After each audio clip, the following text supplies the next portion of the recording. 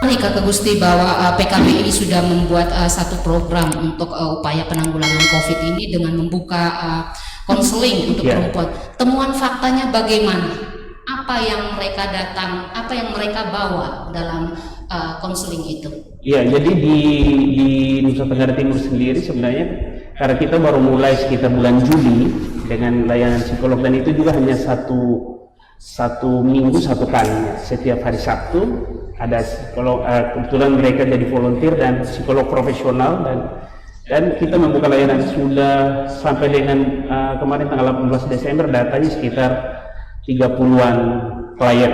Berarti hanya dari Kota Kupang? Ya, dari Kota Kupang dan sekitarnya di Kabupaten. Dan memang masalah-masalah tentu masalah psikologi, dan ini bebannya menjadi kredit. Kenapa? Karena sebelum ada corona mereka udah punya soal, tambah lagi corona, ya masalahnya makin bertumpuk. Tentu dengan layanan yang profesional kita berharap kita bisa memberi syarat. Kita tentu tidak menjadi juru selamat, tetapi kita bisa menghadirkan layanan profesional yang memberi alternatif. Kalau layanan psikologi kan seperti itu, memberi alternatif sesuai dengan kemampuan dan keadaan setiap klien. Kakak Gusti, kita simpan dulu bagaimana hasil yang didapat siap. dari konseling itu. Sekarang kita ke Ibu Adinda dulu. Beruntung sekali Tribuners, ternyata Ibu Adinda juga adalah Ketua PKBI Nusa Tenggara Timur periode sebelumnya ya.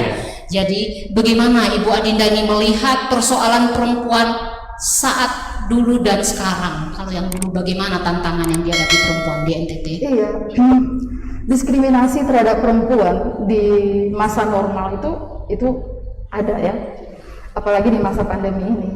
Seperti itu. Dan persoalan-persoalan yang dihadapi saat ini di masa pandemi ini, saya melihatnya ada sekali banyak perempuan yang entah di Nusa Tenggara Timur yang saya lihat, saya amati selama saya di Bali ya, di Nusa Tenggara Timur, karena saya baru berada 2 minggu di sini, tidak terlalu ini, tetapi yang saya lihat, saya amati banyak sekali mereka yang terkena dampak dari persoalan ini. Saya contohkan, banyak yang harus bekerja di rumah, di PHK, kekurangan pekerjaan, terus gitu digaji setengah. Saya contohkan, saya juga punya usaha di Bali.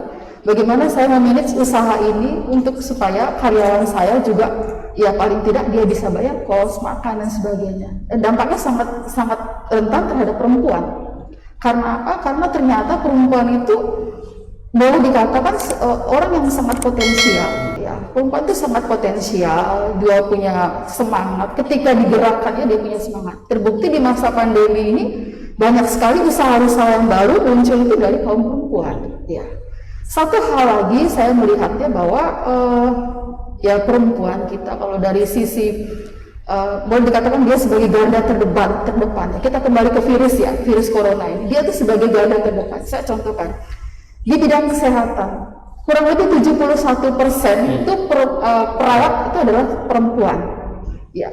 Kalau yang laki-laki mungkin saya kira sekitar 29%. Dari WHO saja 70% perempuan dan 30%-nya adalah laki-laki. Nah, sebenarnya ini ada satu ya garda terdepan yang sangat baik, tetapi diskriminasi terhadap perempuan itu pada masa pandemi ini juga sangat besar. Saya contohkan hal kecil saja.